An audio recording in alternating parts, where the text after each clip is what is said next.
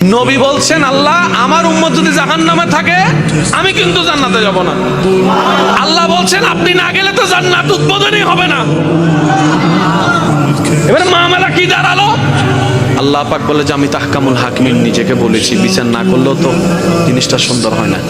অনবে একটা কাজ করেন, ওয়ালা সাউফা ইউতিকা রাব্বুকা ফাতারদা, আমি কাউকে বলি নাই, আপনাকে না বলেছি। আমার সাল্লাল্লাহু ইল্লা রাহমাতাল লিল আলামিন কারো সম্পর্কে নাজিল করি নাই, আপনাকে দিয়েছি।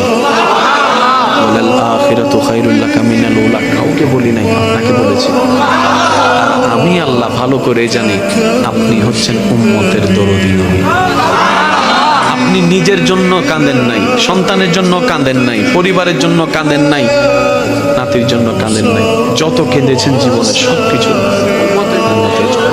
এমনকি হাসরের ময়দানে যখন সর্বপ্রথম আমাদের নবীকে আল্লাহর হুকুমে তোলা হবে, আমাদের নবী উঠেই জিব্রাইল আলাইহিস সালামকে প্রথম প্রশ্ন করবে, ও আমার ভাই জিব্রাইল, আমার উম্মতগুলো কোথায়? আইনা উম্মতি, আইনা উম্মতি, আমার উম্মত কোথায়, আমার উম্মত কোথায়, আমার উম্মত কোথায়? আমি উঠার আগেই নাকি আমার উম্মতকে জাহান্নামে দিয়ে দিয়েছো নাকি? কোনো আমার উম্মত কোনো জাহান্নামে চলে গেছে নাকি? জিব্রাইল বলবে, ইয়া রাসূলুল্লাহ, প্রথমেই আপনাকে তোলা হয়েছে, এখন আর কাউকে তোলা হয় নাই, প্রথমেই আপনি উঠেছেন। আমার নবী বলবে, আমার উম্মতগুলো কোথায়? জিব্রাইল বলবে, ইয়া রাসূলুল্লাহ, এখনো তারা উঠে নাই, উঠবে একটু পরে। নবী দৌড়ায় চলে যাবে আল্লাহর রহমতের দরবারের দিকে। সিজদায় যে পড়বে একটাই কথা থাকবে, রব্বি হাবলি উম্মতি, রব্বি হাবলি উম্মতি। একটু মনোযোগ চাইবো আমি আশিকদের, রব্বি হাবলি উম্মতি, ও আল্লাহ আমার উম্মতগুলোকে আমাকে দিয়ে দাও। তো উম্মতের লিস্টের ভিতরে তো আবু বকর সিদ্দিকের নামও আছে, উম্মতের লিস্টের ভিতরে তো ফারুকে আজমের নামও আছে, উম্মতের লিস্টের ভিতরে তো সাহাবায়ে কেরাম আজমাইনের নাম আছে, উম্মতের লিস্টের ভিতরে তো আহলে বাইতের নাম আছে, উম্মতের লিস্টের ভিতরে তো তাবি, তবে তাবি আল্লাহর ওলিদের জান্নাতীদের নাম আছে। এবার আল্লাহ পাক বলবে, আপনি যে বললেন রব্বি হাবলি উম্মতি, উম্মতকে দেওয়ার জন্য আপনি কি আবু বকরের কথা বলছেন? নবী বলে যে না, আমার আবু বকরকে নিয়ে চিন্তা নাই, আমার ফারুককে নিয়ে চিন্তা নাই, আমার ওসমানকে নিয়ে চিন্তা নাই, আমার আলীকে নিয়ে চিন্তা নাই। ও আল্লাহ, আমার উম্মতের ভিতরে যারা জাহান্নামের অধিবাসী হবে ওই উম্মতগুলোকে আমাকে দিয়ে দাও। আল্লাহ বিচারক হয়ে বিচারক করবেন, জাহান্নামীকে জাহান্নামী দিয়ে দিবেন। আহকামুল হাকিমের দায়িত্ব শেষ। এবার নবীকে আল্লাহ সিজদায় যাওয়ার অনুমতি দিয়ে সুপারিশ করাবেন।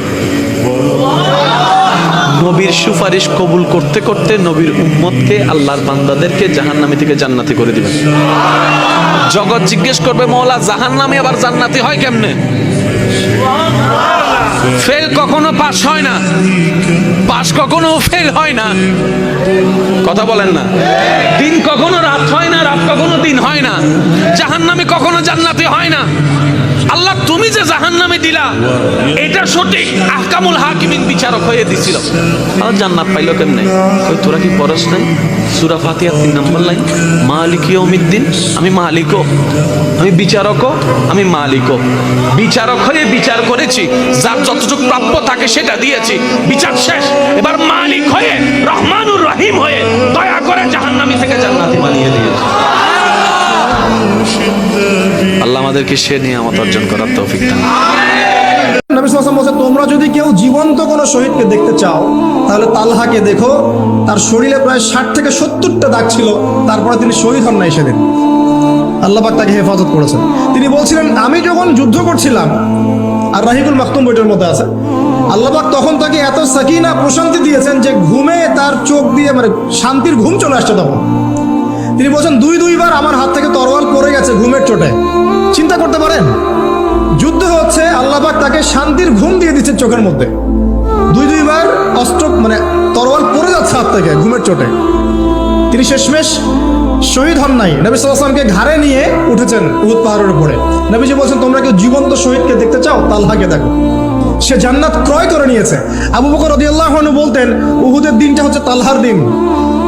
তালহা যে বীরত্ব দেখিয়েছে উহুদের দিনে, সে এই কাজ দিয়েই ইনশাআল্লাহ জান্নাত ক্রয় করে নিয়েছে।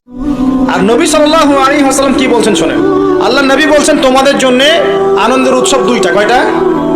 একটা ঈদুল ফিতর, রমজান মাসের সওম সাধনার পরে কিয়ামুল লাইলের পরে, তারাবির পরে, তাহাজ্জুদের পরে, কোরআন খতম দেওয়ার পরে, যাকাত ফিতর দেওয়ার পরে, ত্যাগের এই মাসের পর আমরা একটা আনন্দ করি, ঈদ উল ফিতর করি কি না? সবাই আনন্দ ভাগাভাগি করে নেই, আলহামদুলিল্লাহ। ওই দিন আল্লাহ পাক কি করেন? আল্লাহ পাক রমজানের রোজাদার যারা ছিলেন সবাইকে মাফ করে দেন, আলহামদুলিল্লাহ। মুক্তি পাই আমরা, নাজাত পেয়ে যাই। উৎসব এটা আমাদের, আনন্দ, খুশি আমাদের।